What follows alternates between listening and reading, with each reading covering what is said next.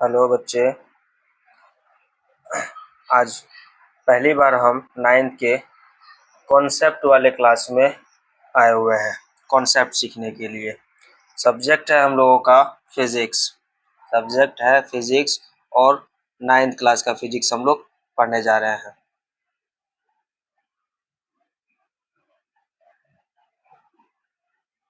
Ninth class का physics पढ़ेंगे।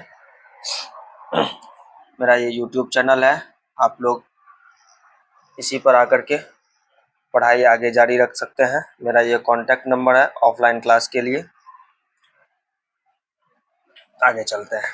आज के क्लास में हम लोगों को पढ़ना क्या है, आप लोग आगे बने रहें, बहुत कुछ सीखने को मिलेगा। देखते हैं क्या सब आज हम लोग पढ़ने वाले हैं। सबसे पहले हम लोग आज सीखेंगे कि दूरी और विस्थापन, इन दोनों में क्या अंतर है। दूरी और विस्थापन में क्या अंतर है। उसके बाद हम लोग चलेंगे विस्थापन, वेग,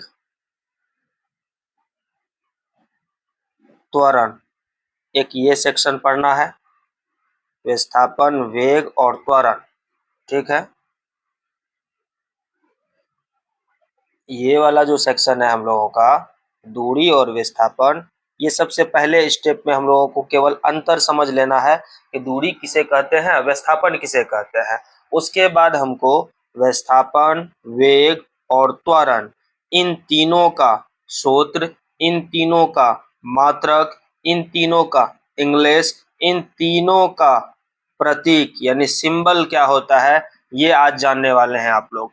आप लोग ये लेक्चर के बाद विस्थापन में, वेग में, त्वरण में कहीं भी एक भी डाउट नहीं रहेगा, ये मेरी गारंटी है। ये लेक्चर आप लोग अंतिम तक देखें, विस्थापन, वेग, त्वरण में कहीं डाउट नहीं रहेगा।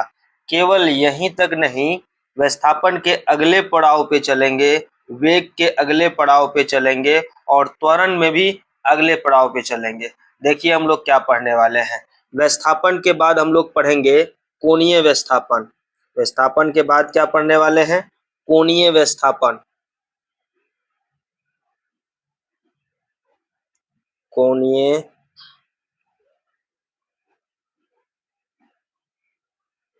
विस्थापन। वेग के बाद पढ़ने वाले हैं कोणीय वेग।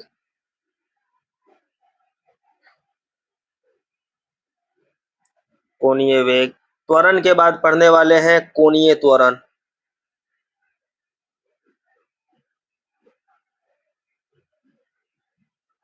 आज का क्लास बहुत ही इम्पोर्टेंट क्लास है। इस क्लास से जितने भी स्लाइड में ये सब वर्ड लिखे हुए हैं, एक तो आप लोगों को इन सब के इंग्लिश पता चल जाएंगे, इनके सिंबल पता चल जाएंगे, इनके परिभाषा आप लोग तैयार कर सकते हैं और यहाँ से सब के सूत्र जानकारी मिल जाएगा।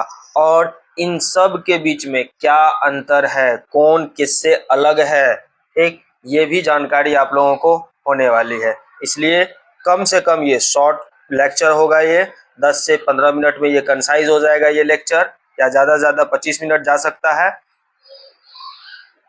बट कम समय में हम लोग 9th का फिजिक्स का एक कोर कॉन्सेप्ट जानने वाले हैं, जो कि आगे 11th क्लास के फिजिक्स में आप लोगों को बहुत ज़्यादा हेल्प करने वाला है।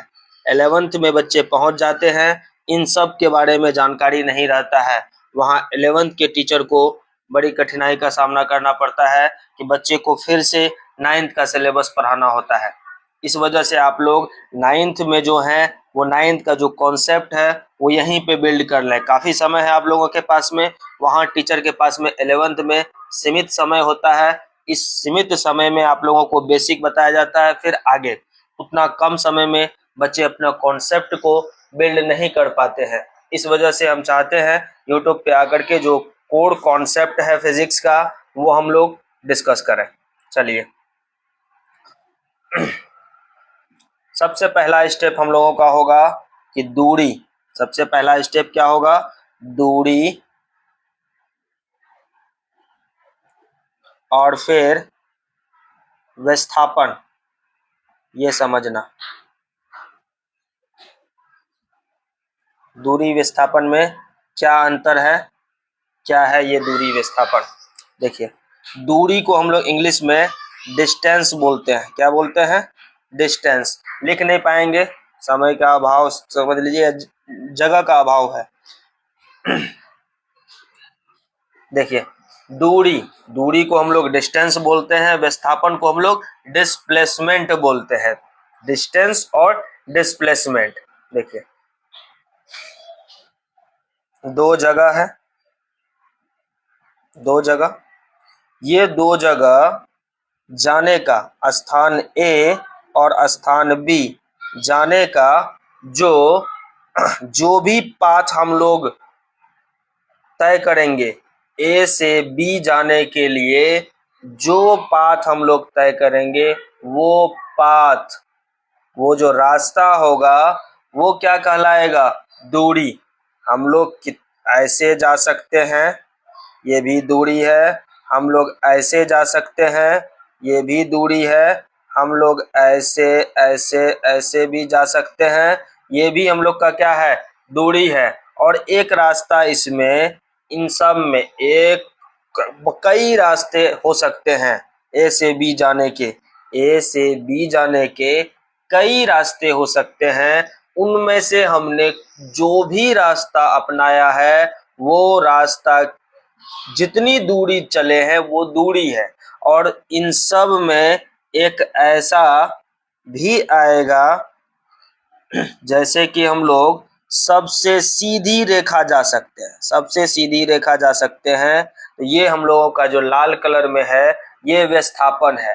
यानी ए से बी के मध्य वो पाथ जो सबसे शॉर्टेस्ट हो, सबसे कम दूरी तय किया हो और सीधी रेखा हो, ए से बी के तरफ जा रही हो, इसमें दिशा होती है। विस्थापन में दिशा होती है, दूरी में कोई दिशा नहीं होती है। ए से बी की ओर जाने के क्रम में हम लोग रास्ते में कई बार कई मोड़ आते हैं, तो यहाँ पे दूरी तय करने में हम लोगों को दिशा का ध्यान नहीं रखना पड़ता है, जबकि विस्थापन में दिशा होता है। विस्थापन में दिशा होता है, यानी कि ये दूरी जो है अदिश है। दूरी क्या है? अदिश। दूरी अदिश है। Scalar quantity. विस्थापन क्या है? सदिश। विस्थापन सदिश है, अर्थात वेक्टर क्वांटिटी। ये बात आप लोगों को ध्यान में रखना है। दूरी अदिश होता है और विस्थापन सदिश होता है। अब एक चीज और देखें, दूरी हमेशा पॉजिटिव होता है, दूरी हमेशा पॉजिटिव होता है। विस्थापन पॉजिटिव, नेगेटिव और शून्य यानी जीरो, ये तीनों संभव है, तीनों संभव है विस्थापन। ठीक है, इसका जो भी परिभाषा है, जो डेफिनेशंस वगैरह है, वो सब हम लोग क्लास में किए हैं। केवल यहाँ रिवीजन और कोर कॉन्सेप्ट के लिए आए हैं, ज्यादा हम लोग डिस्कस नहीं कर सकते हैं। आगे बढ़ते हैं। दूरी विस्थापन हो गया। इन दोनों का एसआई मात्रक, दूरी का भी एसआई मात्रक क्या होगा? एसआई मात्रक यहाँ पे होने वाला है, दूरी का भी मीटर। एसआई मात्रक यहाँ भी एसआई मात्रक क्या होगा? तो मीटर ही होगा। एसआई मात्रक यहाँ भी मीटर और दूरी में भी मीटर। आप लोगों के लिए बहुत ही आसान है। दूरी का एसआई मात्रक मीटर, विस्थापन का एसआई मात्रक मीटर। आगे चलते हैं। आगे हम लोग 3 कॉन्सेप्ट यहाँ पर सीखेंगे।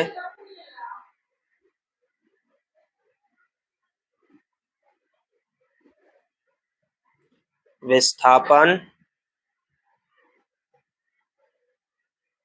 वेग, त्वरण। विस्थापन को हम लोग एस से सूचित कर सकते हैं।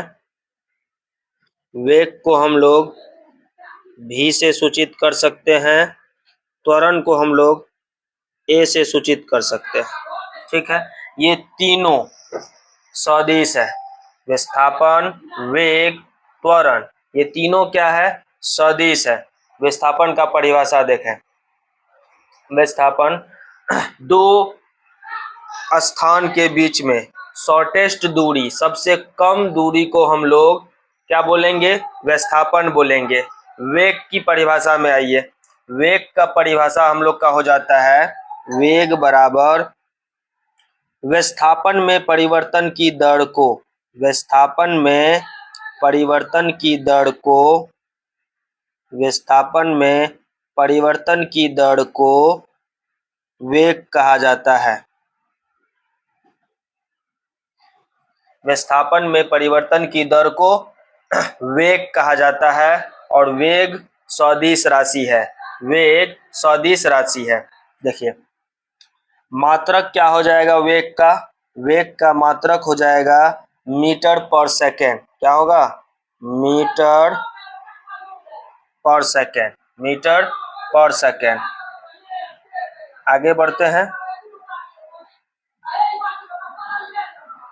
त्वरण, त्वरण हम लोग क्या बोलेंगे, वेग में परिवर्तन की दर को, वेग में परिवर्तन की दर को, वेग में परिवर्तन की दर को त्वरण बोलेंगे, v upon T, v upon T. देखिए, इसका एक और सूत्र होता है, वेग में परिवर्तन, वेग में परिवर्तन जैसे लिखे हैं हम लोग, तो परिवर्तन को हम लोग चेंज लिखते हैं। परिवर्तन को क्या लिखते हैं, change, change of v upon T. यानी इसको एक लाइन और बढ़ा के लिख सकते हैं, v माइनस यू अपॉन में टी। v क्या है, v है प्रारंभिक वेग, प्रारंभिक अंतिम वेग, और u क्या है, u है प्रारंभिक वेग।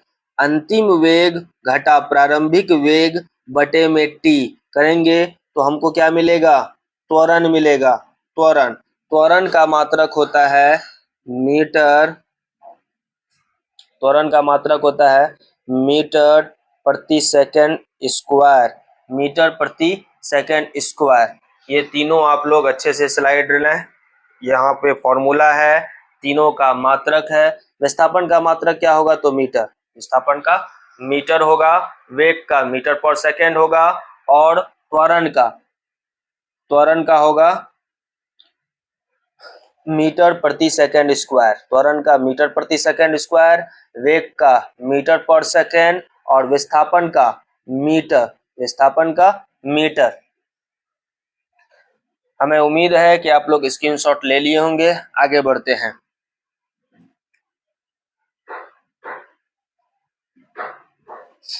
अब एक स्लाइड में केवल एक ही चीज पढ़ेंगे, कोणीय विस्थापन, कोणीय विस्थापन।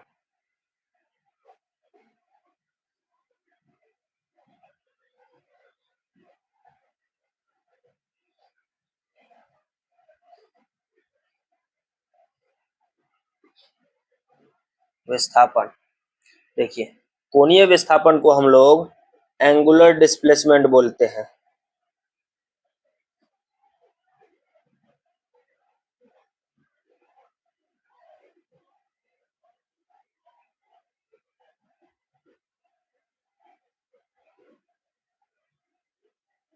क्या बोलेंगे, एंगुलर डिस्प्लेसमेंट।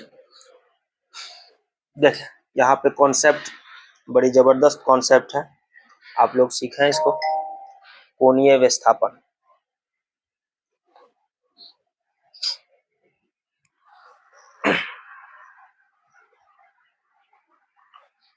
कोणीय विस्थापन, कोणीय वेग और कोणीय त्वरण, ये सरल रेखा में गति के लिए नहीं है। सरल रेखीय गति में ये तीनों नहीं पाया जाएगा, ये पाया जाएगा वृत्तीय गति के लिए, यानी कि सर्कुलर मोशन के लिए। इसके लिए सर्कुलर मोशन के लिए, यानी एक ऐसा पाथ, एक ऐसा रास्ता हमें चाहिए जो सर्कल के तरह हो, जैसे कि कोई मैदान का हिस्सा हो, ठीक, या फिर रोड का ऐसा भाग जहां की घुमावदार हो, गोलाकार जैसा हो, मोड़ हो, ठीक, वहां पे होता है कोणीय विस्थापन, कोणीय वेग और कोणीय त्वरण।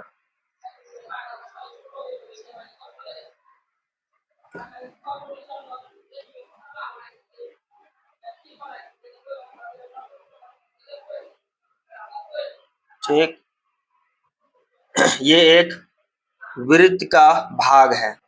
इस वृत्त का एक केंद्र होगा, वृत्त का केंद्र।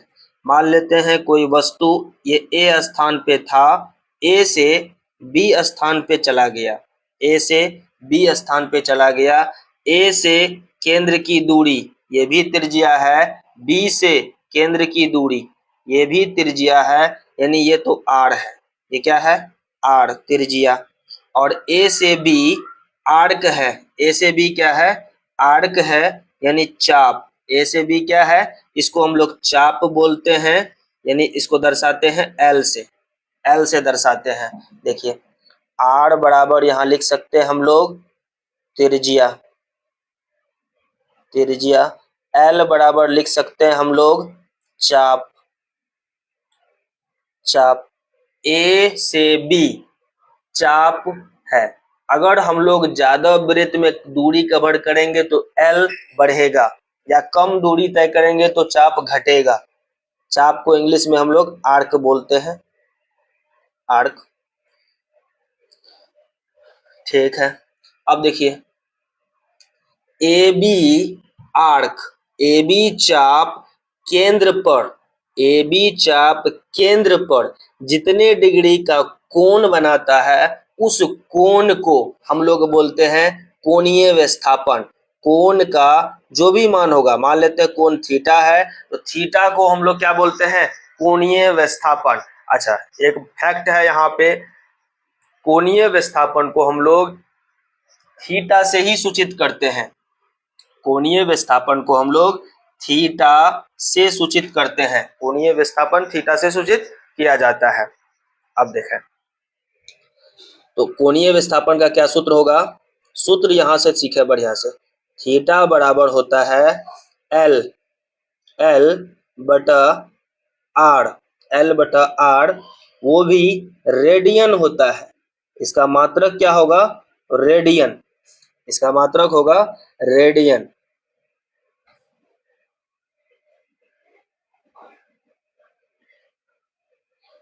रेडियन, ठीक है। कोणीय विस्थापन, कोणीय विस्थापन को हम लोग थीटा से सूचित करते हैं। कोणीय विस्थापन का सूत्र है, कोणीय विस्थापन का सूत्र है ये थीटा बराबर एल बटा आर, थीटा बराबर एल बटा आर। देखें अगर हम लोगों को एक रेडियन पाना है, थीटा एक रेडियन हो, इस थीटा को आप लोग डिग्री में भी लेके जाएंगे। अभी हम लोग डिग्री से ज्यादा जानते हैं कि 60 डिग्री क्या होता है, 30 डिग्री क्या होता है, 50 डिग्री क्या होता है, 90 डिग्री क्या होता है। 90 डिग्री को हम लोग समकोण बोलते हैं, तो डिग्री पे भी ले जाएंगे। जैसे आप लोग टेम्परेचर मापन में डिग्री सेल्सियस, फ़ारेनहाइट और केल्विन के बारे में सुने होंगे। 3 मात्रक है तापमान का। उसी तरह से द्रव्यमान का भी हम लोग सुनते हैं, केजी है, ग्राम है, पाउंड है। ये सब क्या है? द्रव्यमान का मात्रक है। उसी तरह से हम लोग कोई भी कोण मापते हैं या तो डिग्री में या नहीं तो एसआई मात्रक में होता है रेडियन। एसआई मात्रक में क्या होता है? रेडियन। अब हम लोग को यहाँ पे कोणीय विस्थापन 1 रेडियन लाना है। कोणीय विस्थापन कितना लाना है? 1 रेडियन, 1 रेडियन। 1 रेडियन हम लोग को कब मिलेगा? जब हम लोग थीटा बराबर एल बटा आर, एल को, एल हम लोगों के हाथ में है, ये हम लोग विस्थापन कर रहे हैं, ए से बी की ओर जा रहे हैं, तो ए से बी की ओर जाने के क्रम में एल को उतना ही लंबा रखना है जितना उस वृत्ताकार पथ की त्रिज्या है। उस वृत्ताकार पथ की जो त्रिज्या होगी, जो भी त्रिज्या है, उतना ही हम लोग को एल रखना है। अगर यहाँ पर हम लोग ये काम कर देते हैं कि r बराबर l, तो l के जगह r रख सकते हैं, r बटा r 1 रेडियन हो जाएगा। r बराबर r आर बटा आर हो जाएगा, और आर बटा आर को हम लोग एक बोलेंगे, और ये एक रेडियन होगा। एक रेडियन होता है 57 डिग्री 57.3 डिग्री, 57.3 डिग्री। इसको अच्छे से नोट कर लें, 57.3 डिग्री होता है ये। एक रेडियन बराबर 57.3 डिग्री। ये हम लोगों का जो बेसिक कॉन्सेप्ट है कोणीय विस्थापन का कंप्लीट हुआ।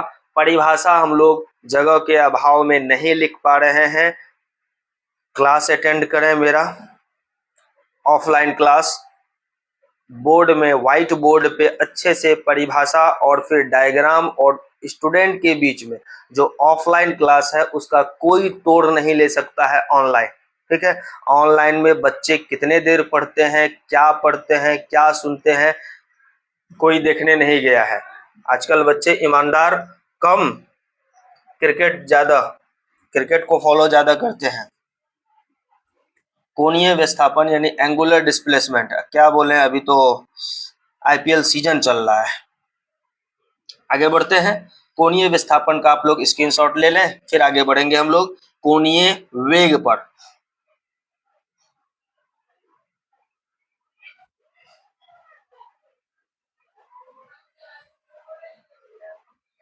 चले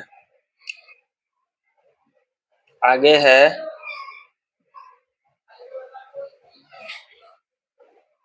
कोणीय वेग। कोणीय वेग का इंग्लिश होगा एंगुलर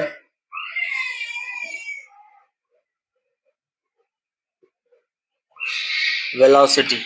अब देखें एंगुलर वेलोसिटी क्या है। सबसे पहले आप लोग ये सीख लें कि एंगुलर वेलोसिटी को हम लोग सूचित करते हैं ओमेगा से। ओमेगा को एंगुलर वेलोसिटी यानी कोणीय वेग कहा जाता है। देखिए ये है क्या, हम लोग वही पथ फिर से बनाएंगे। ए स्थान से बी स्थान जाएंगे, ए से बी एक केंद्र लेना है, ये त्रिज्या है, और ये क्या है, थीटा है। हम लोग केवल वेग क्या पढ़े थे, वेग के बारे में पढ़े थे कि विस्थापन बटा समय, विस्थापन में परिवर्तन की दर को, विस्थापन में परिवर्तन की दर को हम लोग क्या बोले थे, वेग। तो हम लोग यहाँ बोलेंगे कोणीय विस्थापन में परिवर्तन की दर को कोणीय वेग कहते हैं। कोणीय, अच्छे से सुने, कोणीय विस्थापन में परिवर्तन की दर को कोणीय वेग कहेंगे। यानी यहाँ पे आसान सा सूत्र क्या हो जाएगा, ओमेगा बराबर थीटा अपॉन टी, ओमेगा बराबर थीटा अपॉन टी। ठीक है, मात्रक क्या होगा यहाँ पे, मात्रक वेग का, सिर्फ वेग का था मीटर प्रति सेकेंड, मीटर हो गया था विस्थापन का। कोणीय विस्थापन का क्या होता है, रेडियन, तो यहाँ पे होगा रेडियन पर सेकेंड, रेडियन पर सेकेंड। ये है very very very important, VVI।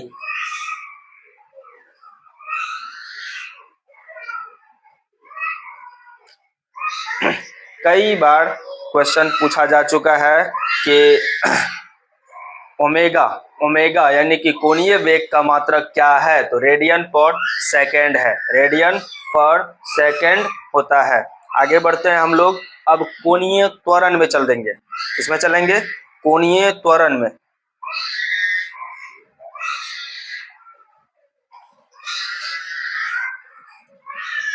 मुझे उम्मीद है कि आप लोग स्क्रीनशॉट ले लिए होंगे। आगे बढ़ते हैं,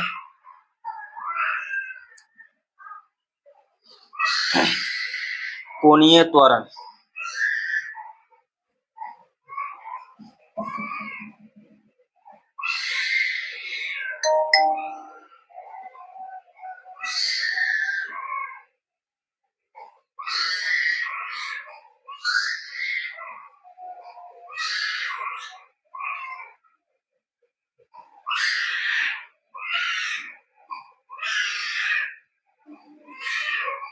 एंगुलर एक्सेलरेशन, एंगुलर एक्सेलरेशन। अच्छे से आप लोग स्पेलिंग आगे लिख लें कहीं से सर्च करके। एंगुलर एक्सेलरेशन, कोणीय त्वरण। देखें, सबसे पहले हम लोग क्या जानेंगे कि कोणीय त्वरण को सबसे पहले सिंबल में क्या बोलते हैं। इसको बोलते हैं हम लोग अल्फा। क्या बोलते हैं? Alpha, alpha.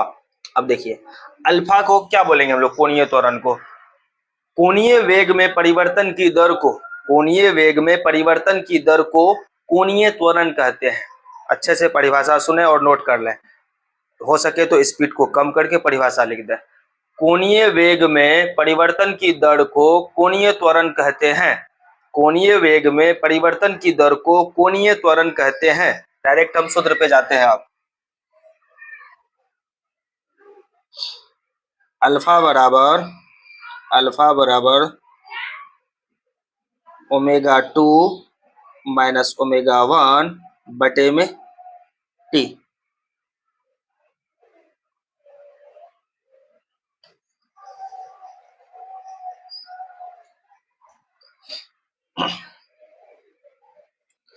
या तो अल्फा को ऐसे भी लिखा जा सकता है, change in omega upon T.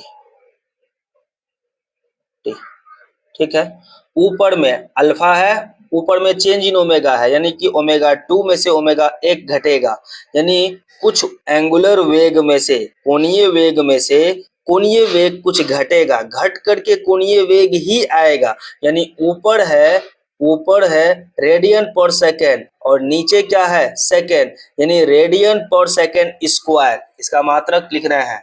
मात्रक क्या होने वाला है? मात्रक हो जाएगा, मात्रक रेडियन पर सेकेंड स्क्वायर, रेडियन पर सेकेंड स्क्वायर।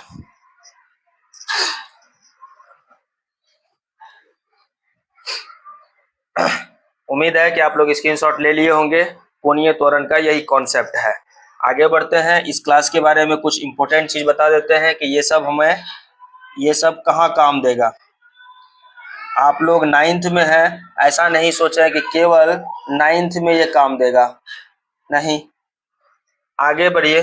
सबसे पहला पड़ाव आप लोगों का 10th है। 10th के बाद आप लोग चलेंगे 11th में, 11 12 वहां काम देने वाला है। 11 12 इंटरमीडिएट का एग्जाम दे चुके हैं आप लोग। अगर इंटरमीडिएट का एग्जाम दे देते हैं, उसके बाद आप लोग कुछ वेरियस एग्जाम्स में पार्टिसिपेट करने वाले हैं, जैसे बिहार पुलिस,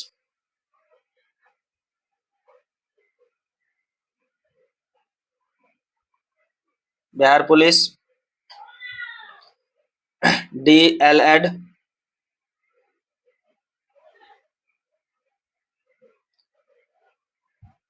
आगे और चले railway, group D, NTPC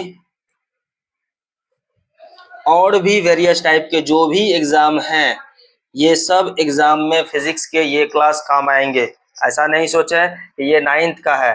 9th का होते हुए भी ये किसी भी कॉम्पिटिटिव एग्जाम के में अछूता नहीं है। हर एक एग्जाम में यहाँ से सवाल बनते हैं और बच्चे इस कॉन्सेप्ट में जाकर के फंसते हैं। क्यों? क्योंकि जो टाइम था बच्चे में 9th क्लास, वो सीख नहीं पाते हैं। 9th में सही से टीचर पढ़ाते नहीं हैं। वो हमेशा प्रोत्साहित करते हैं आप लोगों को कि 10th में नंबर लाना है, 10th में नंबर लाना है, 400, 450, 500 में 480 लाना है।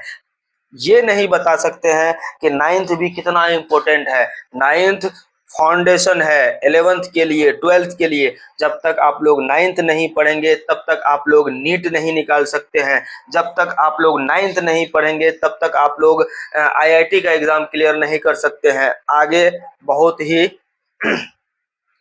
मुसीबत का सामना करना पड़ सकता है अगर आप लोग 9th को स्किप करते हैं तो। ठीक है, थैंक यू इतना ये लेक्चर देखने के लिए। मिलते हैं फिर नेक्स्ट क्लास में। Okay, bye bye.